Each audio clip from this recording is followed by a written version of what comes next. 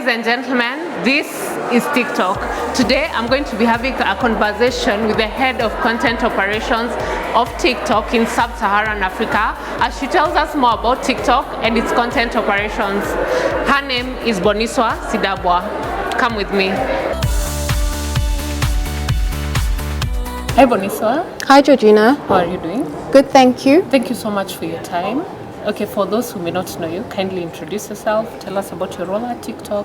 Yes. Okay, so my name is Bonisa Sidabwa. I'm the head of content operations for Sub-Saharan Africa. And in a nutshell, the purpose of the role is to think about how we bring TikTok's value proposition to life for creators as well as partners. So we think about, from the creators' perspective, how we can make sure that they see TikTok as a valuable platform. So we think about programs that we can build to support creators. And then we do the same thing for our partners as well. So how is it that we can make TikTok a valuable platform for them? Okay. What do you think makes TikTok unique? There are a number of things, but I think the first thing I'd like to focus on is something that a lot of people, I think, maybe assume. So TikTok is not a social media platform. It's actually an entertainment platform. And the reason for that is because the way that people consume content on the platform is not based on a social graft. So seeing a piece of content doesn't mean that you'll see a piece of content because someone has 1 million followers or thousands of followers. It's really because that piece of content itself is special.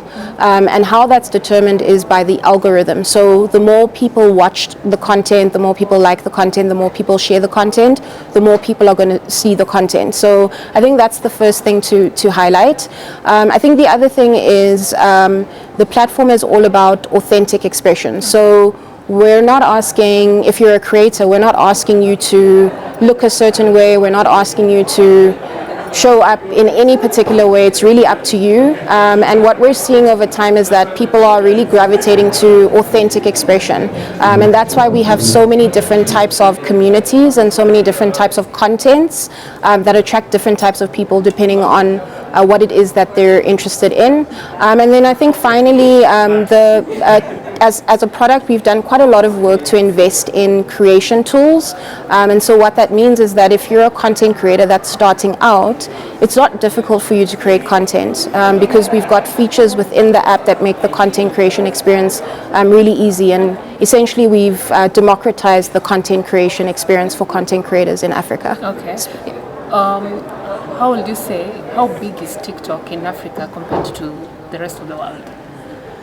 Okay. I mean, we're seeing a lot of growth in Africa. It's the reason we are continuously working with our partners and creators, and it's the reason we year on year think about more programs that can help us support our creators and support our partners.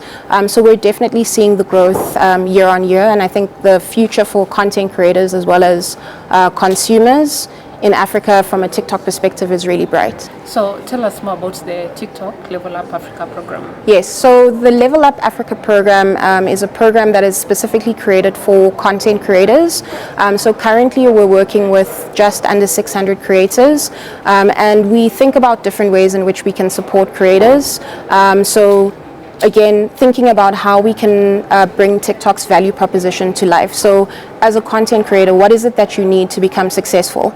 So the first thing is you need to know how to create content. So we have masterclasses that we host on a regular basis where we talk about our new product features that enhance the content creation experience for creators. So that's the first thing.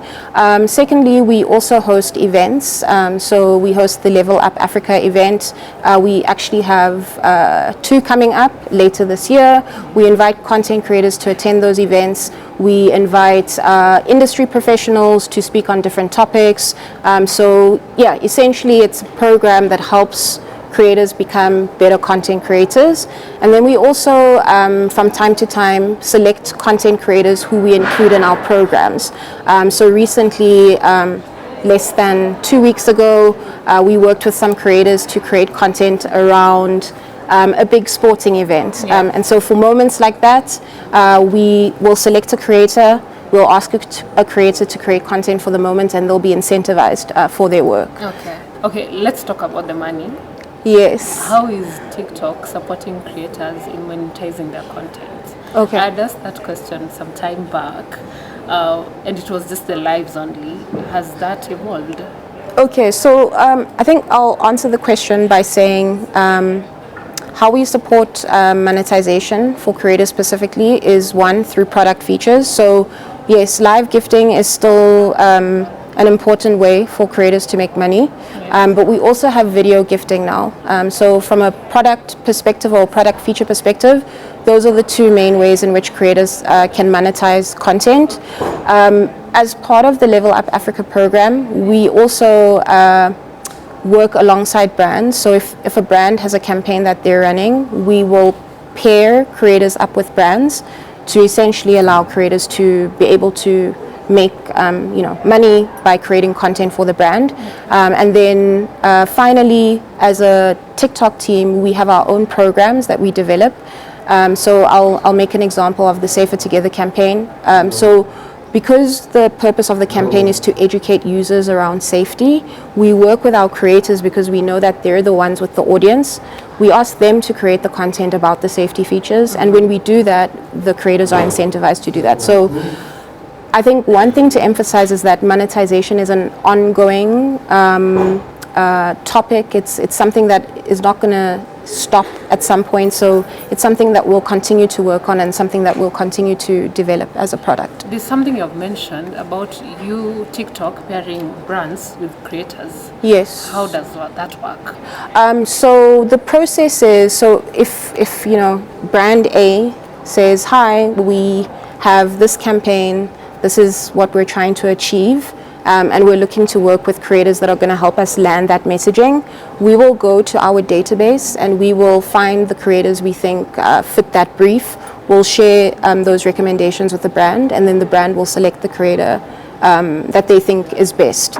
That's one way. Or alternatively, the brand can go to the creators themselves, to essentially ask those creators to create content for them. Okay. There are tons of content on TikTok, yeah? How do you ensure quality? Okay, so I'll start from a product feature perspective. So if you as a user are watching content on TikTok and you feel like the piece of content you're seeing is offensive in some way, there is a product feature that allows you as the user to share feedback about that piece of content. So all you have to do is actually long press the video, and then you can report that piece of content. Okay, I don't know if you've seen this on the For You feed, but it's a prompt that comes up after, say, a number of pieces of content that asks you, what do you think about this piece of content, right? So that is another way in which the product, or TikTok as a product, we're trying to get feedback from users around the quality of the content. I think another important thing to emphasize is our community guidelines, which were refreshed earlier this year. So community guidelines essentially are a guidebook for both users and creators to ensure that they understand them, so that when they're creating content that adheres to the community guidelines. Because if your content doesn't adhere to the community guidelines, as a product, we definitely take steps to, ensure that content is either moderated, or taken down. So I would say those are the two main ways in which we are, ensuring that the content quality is good on the platform. What are the key challenges in managing content for such a diverse platform? Yeah, I mean, I think you've pointed it out in your question. I would say that this is a challenge. It's both a challenge and an opportunity. Kenya alone is a diverse community, and it's a diverse country. So we're constantly needing to think about whether we have enough resources and enough skills to understand the content that's coming from the market. So if we're thinking outside of Kenya and we're thinking about sub-Saharan Africa, and we think about the diverse cultures, the different types of people, the languages, that means that as a platform, we constantly need to be innovating to make sure that we have the right tools to help us understand the content that's being created, and to make sure that we are able to serve the diverse users that we have as well. So I would say that is one of the biggest challenges, but it's also an opportunity. What is TikTok doing to empower the youths in Kenya, who are a majority of the users on that platform? What is it doing to empower them, apart from the level up? Yes, okay. That is a very good question. I think, okay, outside of Level Up, just as a platform, if I can just spend some time speaking about the journey of someone that ends up using TikTok. So we've seen a number of stories where a creator will start creating content on TikTok, and then they will become popular and they'll become famous, and then they'll pivot and start a small business, for example. So one example I have is a creator called Kayla Kim K, who was a content creator. She just started creating content on the platform, and then she actually decided that she was going to start a hair care brand. And the reason for that is because she saw the growth in terms of, you know, the amount of people that she was able to reach. So from an audience perspective, that allowed her to basically leverage that audience to build a business and a brand. I think that's an indirect way in which the platform is, you know, facilitating that kind of growth. I think another program that I would like to speak about is the TikTok Empower program, which was run by the public policy team, which is a program that basically supports small businesses, and that was launched at the start of this year. So yeah, those are two ways in which we're, you know, empowering young people. Yeah. So as we wind up, what is the future of TikTok in terms of content?